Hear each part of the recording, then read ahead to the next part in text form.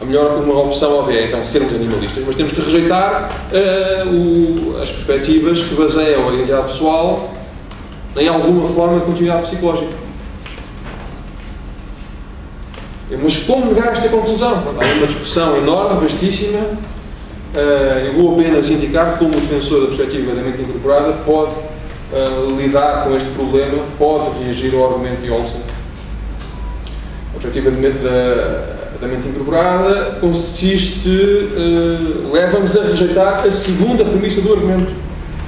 O animal humano sentado na cadeira está a pensar. O defensor da perspectiva da mente incorporada dirá: bom, não é bem assim, vamos com cuidado. O verdadeiro pensador não é o animal no seu todo. A mente que está nesse animal, ou o cérebro funcional, é que pensa propriamente. O animal no seu todo só pensa derivadamente, só pensa em virtude de ter uma parte pensante. Qual parte pensante? O cérebro, ou uma certa região do cérebro, aquela região do cérebro que sustenta a nossa consciência, que é a nossa mente. Assim fica também clarificada a relação estreita que cada um mantém com o seu organismo, que é uma relação simples, de parte todo. Nós somos não idênticos a animais humanos, mas partes de animais humanos. E, tendo já sido um bocadinho o meu tempo, fico por aqui. Obrigado pela atenção.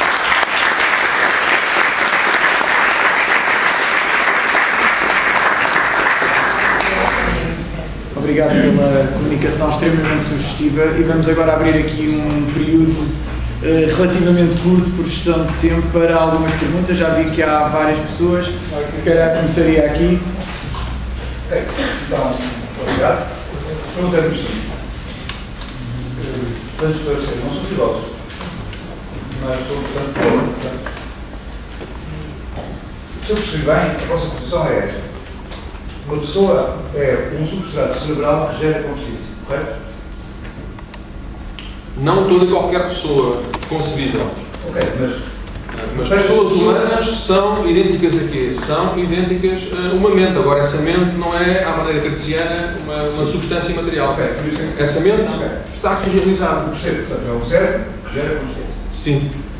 Minha pergunta é, e a minha dúvida é toda esta: o que é que significa consciência? Porque imaginemos que agora vamos descascar o cérebro.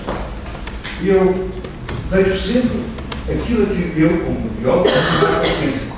Mas nessa condição, eu posso deixar o cérebro numa barata. Uma barata é consciente do ambiente que está à volta dela. Ou deixo o cérebro de um reto, ou de um peixe, que tem uma memória de trabalho de do segundo. Ou deixo um cérebro como um cão, como o nosso, que tem autoconsciência. De que consciência que vocês falam? Aqui a consciência é medida como consciência fenoménica. Sim. Que é aquela, ou seja, não é assim nada de muito sofisticado, é aquela consciência que envolve ter experiências.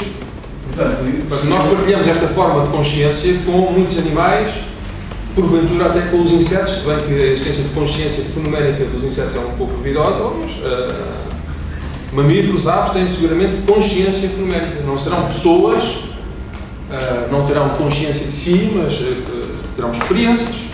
Portanto, é só isso. É só isso. Sermos sujeitos. Sim. Era a pergunta, obrigado. Agora, se calhar, já temos ali atrás. Ok. Obrigado.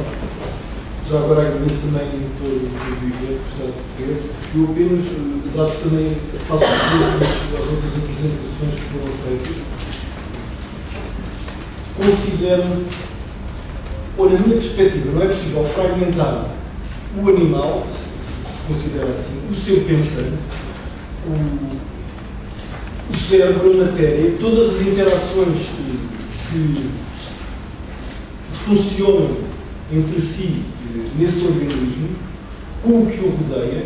Ou seja, vocês consideram que é possível fragmentar tudo de tal forma que uma coisa é uma coisa, outra coisa é outra coisa, ou seja... Vocês, não sei o que é que vocês preferem.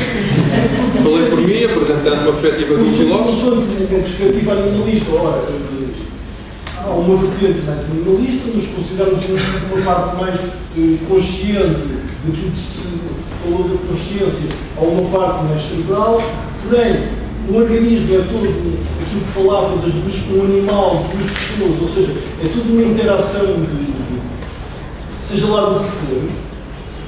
Na minha perspectiva, não se poderá fragmentar de tal forma as coisas assim, seja para que lado for. É apenas aquilo que eu considero. E se vocês acham que é possível, ou seja, transferir o sempre estar num organismo a uma consciência pensante que transferindo para outro organismo, essa consciência será a mesma. Será? Na minha perspectiva, não é. Porque é tudo resultado de uma série de interações que, num certo contexto, funcionam daquela determinada forma e não já irá noutra. Na minha perspectiva. Pergunto-vos a vocês fragmentam tudo completamente. Acho que a pergunta já ficou clara. Sim. Bom, parece-me inquestionável que o nosso organismo tem várias partes e que algumas partes serão especialmente responsáveis pelo pensamento. Se eu perder... por favor, deixa-me responder.